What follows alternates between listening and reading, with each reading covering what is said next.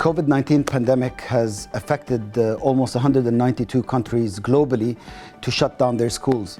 We're talking about more than 1.5 billion children and youth who are not able to go to school. We're talking about 90% of the student population in the world who are not able to go to school.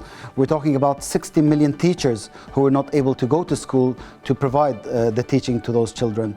This problem has affected Dubai Care's programming as well in developing countries. We played a very big role from the beginning with our implementing partners and the ministries of education of those recipient countries to tell them and advise them on how can we change the program from a normal program to a distance learning program. Let's not forget that part of learning is teacher training, so we had to move towards a virtual teacher training programs.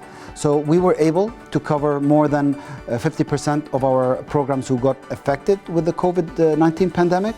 But hopefully by September and onwards, all our programs will come into one line of being adapted to the new model and to the new normal of being virtually driven. There was a big announcement from the UNESCO that they have established a global coalition towards global education for COVID-19 response. We were glad that we were the first philanthropic organization to be selected to be part of that coalition.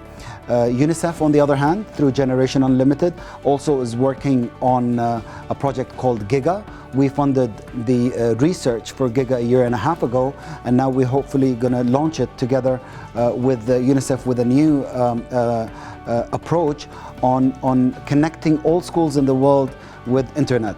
That will help all schools in those developing countries to move towards distance learning. But we realized also that there are a lot of students who come from low-income families in the country from different nationalities who were affected as well because their parents could not afford any laptops. And that's where the idea came from Dubai Cares to the Ministry of Education. We told them, how can we play a role by raising funds to those children? They liked the idea, and we started the campaign, which is Education Uninterrupted.